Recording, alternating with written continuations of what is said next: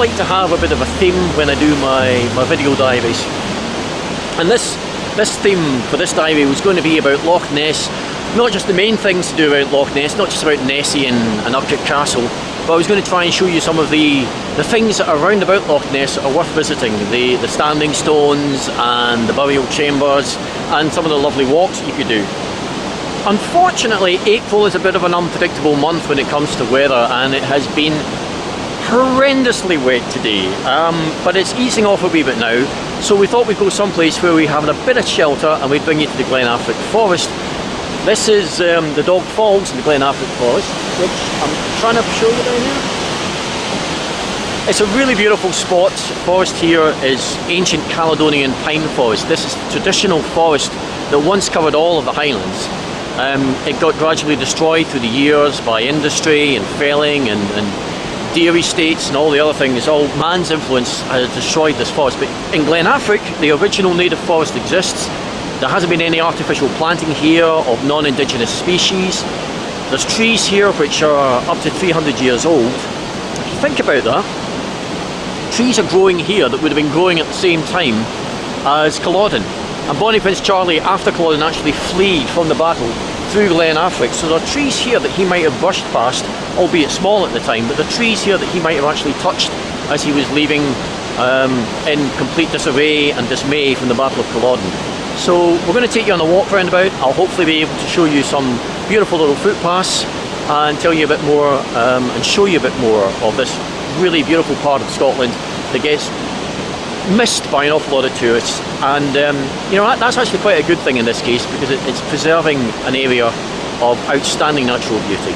But just stay with me and I'll show you a bit more.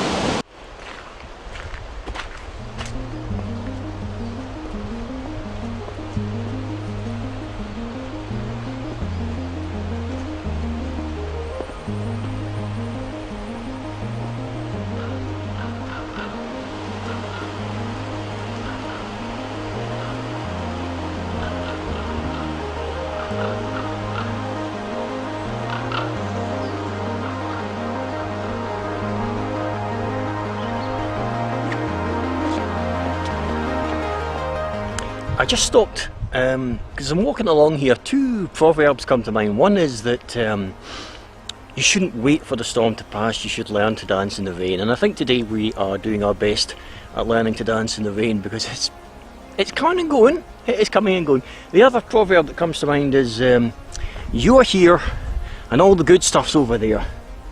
See, we've got sunshine over there. It's only about a mile away and it's sunny over there, and I'm stood here in the rain. But looking on the bright side, I'll point out we've got a very nicely made path here. You'll probably see this with me talking about this when I go on footpath walks. I mentioned it when we were going to the fairy pools. I used to do conservation work, I used to build footpaths, and I'm a bit of a geek about footpath construction. I am an aficionado of a good cross strain, and this path here is really nicely made. Let me just show you this as I walk along. See, it kind of blends in with the landscape. It's not too wide, it meanders nice and organically. It's not a straight line. It doesn't look like a single track road, and it just cuts corners and it weaves around the trees. It makes use of the natural gradient. It's just really nicely done. We're heading along that path, and then we're going to go down. There's a wee lochen down there, and once we've visited the wee lochen, maybe the sun will come out, maybe my hair will dry, but then there's not much of it to get wet these days, so it dries quite quick. One of the advantages of a receding hairline and old age. But I'll catch up with you when we get down to the water side at the loch, and hopefully have some nice photograph, maybe in sunshine, to show you just how beautiful Glen Affric is.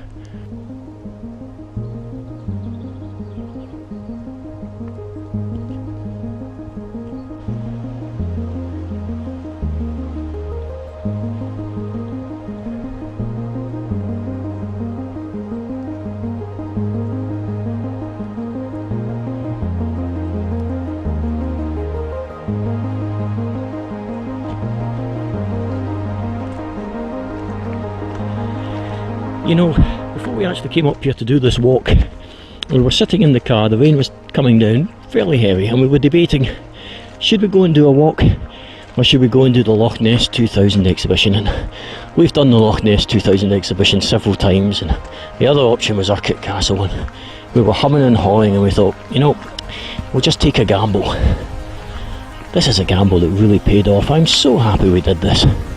Sun's come out, the forest is looking absolutely magnificent,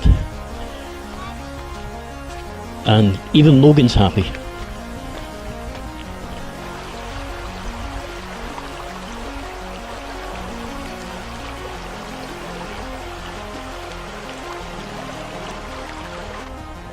So that was the Glen Affric forest, a bit wet at times, but the sun came out, it's been kind to us. I hope you enjoyed your walk with us. Tomorrow, if the weather stays good, I'm going to take you to see one of the many clava cairns that is round about Inverness. There's 50 different clava cairns, around 50 anyway, different clava cairns around the Inverness area. The famous one being at Culloden, but the one we're going to take you to is less visited. It's got an interesting feature, but hopefully if the weather stays good, it's starting to rain again right now, we'll be able to show you something good tomorrow.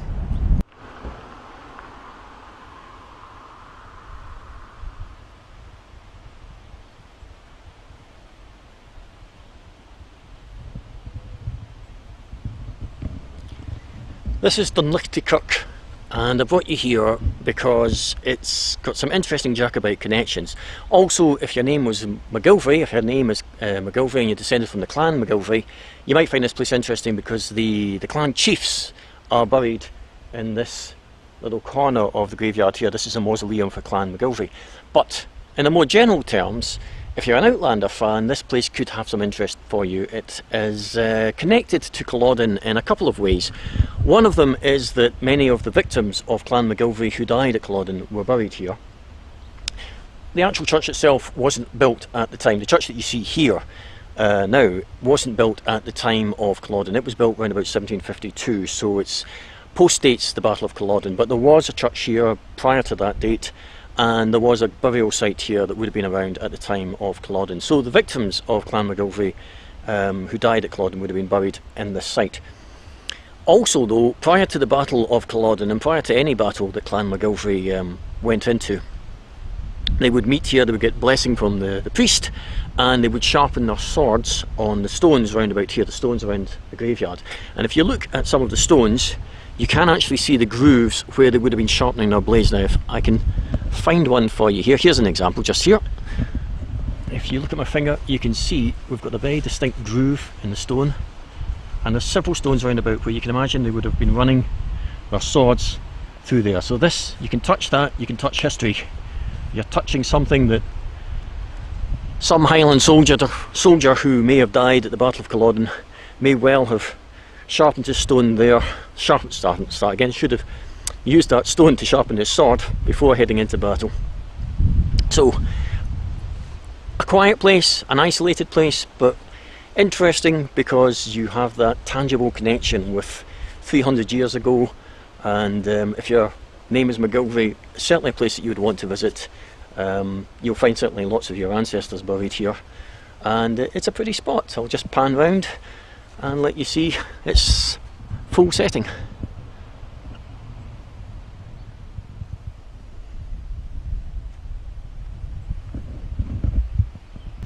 This is just a wee aside from Urquhart, which I was just showing you. It's only about 200 metres, not even that probably, along a side road from the kirk, and this is all part of the history of the area. We have here, I'll pan the camera around and show you.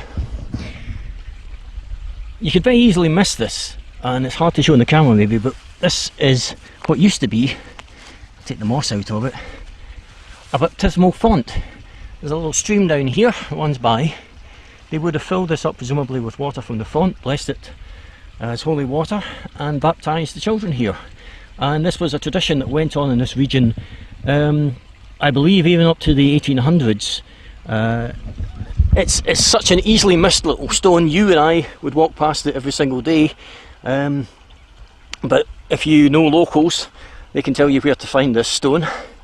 Not a huge thing to get excited about, but an unusual thing. I don't know much about the history of it. I believe St. Fillan was believed to have visited Dunluchty, and maybe St. Fillan actually baptised a child in this spot, and then it became a tradition to continue baptisms here, so they made this font stone here, which, if I try and show you again with my hand, it's reasonably deep. It would hold a fair amount of water. Not only was it used for baptisms, but it was also used as a stone. If a child had any ailments, it would come here and it would bless the child using the water from this blessed baptismal font.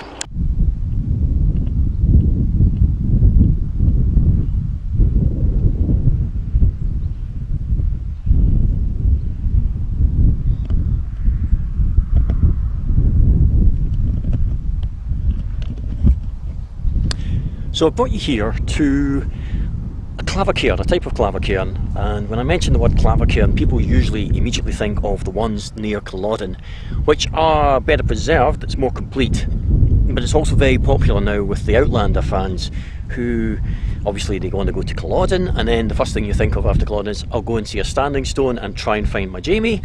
So they all flock to clavacairns, the clavacairns there, which are obviously only 5 minutes drive away from Culloden, but this is the other side of Inverness. This is on the B861 road to the southwest of Inverness. It's a quiet spot.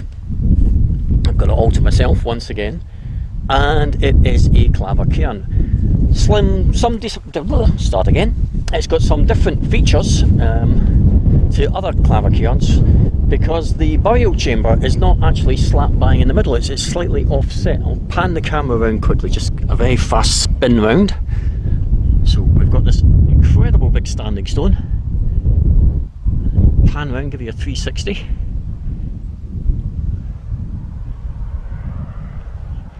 All the way back round to that incredible big stone again. And then here we have the central burial chamber in the middle, which, as I say, is slightly offset, which has made the archaeologists think that this particular clavacairn was maybe built in 2 stages. The burial chamber maybe came first, and then this larger stone circle roundabout would be built. And this larger stone circle has unfortunately been quite disrupted and disturbed over the years. There's a lot of stone dikes round about here, so I imagine a lot of the stones that were originally in there were latterly used by farmers to build stone walls on the outside. But the most impressive thing here, the reason you come to this, oh gosh, I didn't even tell you the names of this place. It's called Mains of Gask Clavacairns, or just Gask Clavacairns, that's G-A-S-K. But the main reason you come here, the thing that makes it most impressive, is this fantastic standing stone that they have at the side.